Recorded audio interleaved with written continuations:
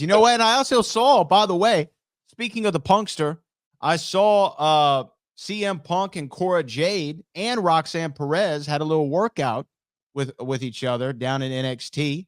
The rumor was Punk was all around NXT a couple weeks ago. Punk's making his rounds, man. I was reading.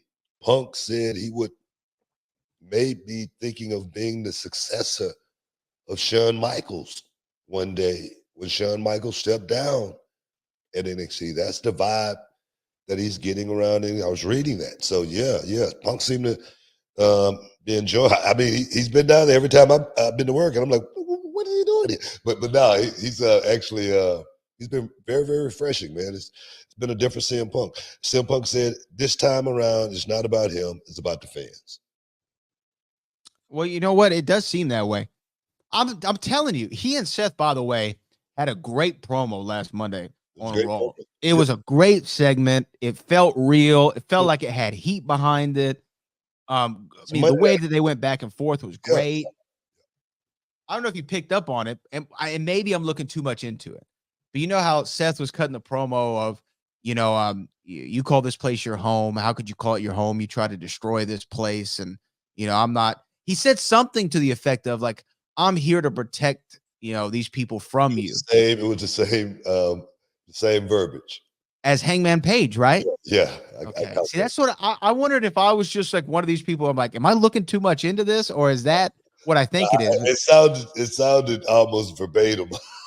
Almost. So, but let me ask you protocol. If you're going to do something like that, is that just you're going to save it for in the ring and you're not going to wise anybody up to it? Or I would.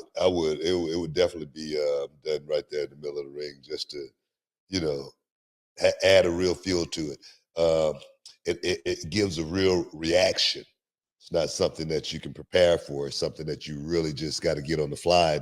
And I always talk about, guys that talk about stuff, in the back and guys that just do it in the ring. It's a difference, the way it looks, because when you do it in the ring, it's just a reaction, and I think that's what happens when you do something like that. It feels much more real. Yeah.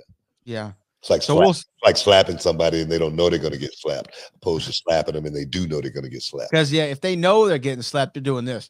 They're going to flinch. They don't, but when the hand is quicker than the eye, you getting slapped and then you blink, and after that, what the hell just happened? So yeah. So I love that, and you know what? I don't know if I would think if your two top matches at WrestleMania this year are Cody Roman 2. This is just me like fantasy booking. I know you don't like to do that, but I'm just throwing it out there. If your two nights of WrestleMania, your main events are Cody Roman 2 and Punk Rollins for the title, that's not a bad card. That's not a bad headline in 2 nights of matches. I know there was a lot of talk about Steve Austin, but I don't feel like that's happening, and it feels like they're trending in the direction of Punk versus Seth. And look, I don't know if Seth Rollins really hates CM Punk. I don't know if he really feels a certain way about him. Just gauging on what he said, even when Punk wasn't in the company, I feel like he's not number one on his Christmas card list. But this is business at the end of the day. I know, Booker, you had to work with a bunch of guys, maybe not a bunch, but a few guys who you weren't eye to eye with all the time. And it's just business, though. And it made it better, I'm sure. It's always business. I mean, we're going to be talking about it as far as Kobe Covington and Leon Edwards. Yeah. Covington was out for 2 years. You know what I mean? He hadn't done anything. Then he gets a title shot.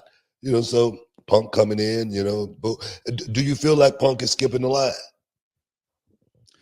Yes, I do, but I'm also not ignorant and don't realize CM Punk's a star. You know what I mean? Like, anybody who's coming back in that position with that cachet, with that name value, who generates that amount of interest, who was a world title holder at, before he left and was a main event player. Yeah. I mean, he probably should be in that conversation.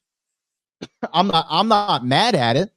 There are other guys who I'd like to see in that position. So now you back on the CM Punk bandwagon. No, I'm not. I just wonder because I'm just being objective here. I just wonder because it sounded like, that you was back on the CM Punk bandwagon. Look. Let me say this. No, as far as, look, let's inject CM Punk in the game. Let's get him in the game. Let's get him in now. Let's get him in while it's hot. That's what it sounds like to me. What you're saying? Well, yeah. Well, if I had the book and I'm trying to make money, yeah. This Just guy is controversial. He's polarizing. He has news clippings all the time. Now, that's all. I want to say this because I'm not going to lie. Like as a fan and as an individual, like, and I don't know the whole story. I can only judge by what I've seen, read, and what people have said. Right. That's all I have to go on. Including Punk himself. I wasn't a big fan of how he conducted himself. You know, that press conference did a lot for me. And I know maybe I should get over it, what have you. But like, I don't think that was becoming of somebody. Now, I don't know all the stuff that led up to that. I don't know what happened after. I don't know anything else. I just know what the man said himself, right? But that doesn't mean that people can't change. That was in the past. You know, it's the recent past, but it's the past nonetheless. And he does seem, and this is the one thing I will say, because I actually had this conversation with my buddy Kyle Hubbard on Saturday, because he's like, "What do you think about Punk, man?" And I said, he does seem different. Like he just seems like a different person right now in WWE. I don't know if this is the nice guy act. I don't know what it is. And I don't know if he maybe has some sense of closure being back and being well received by the fans and saying, man, I regret being away for so long. I don't know because I don't know him, you know, but he does seem to be in a better spot. Yeah. I'm not saying he should be the successor to CM Punk. I mean, to Shawn Michaels. No. I mean, they were saying also, that's not something that's going to happen like anytime soon. That's something like, you know, years down the road, because Shawn Michaels doesn't plan on going anywhere anytime soon. But he was saying just because of, I guess, the way he's feeling being around the group at NXT as far as being around the young talent, knowing what it felt like to be young, you know, once upon a time, and being hungry like that, and, you know, wanting to be in a system like that, as well as being a mentor in a system like that as well. You know, that kind of stuff right there. Yeah, when you get to a certain point in your life, I know for me, I know I get a lot out of, you know, working with the NXT guys. And I feel a whole lot better when I go to NXT opposed to just being at SmackDown or being at Raw, because I know I'm not doing anything. I can't contribute as much, you know, to those guys on the show. Those guys are working. At NXT, these guys are learning. They're trying to figure it out. So I can, you know, give advice here, you know, talk about, you know, give pointers here.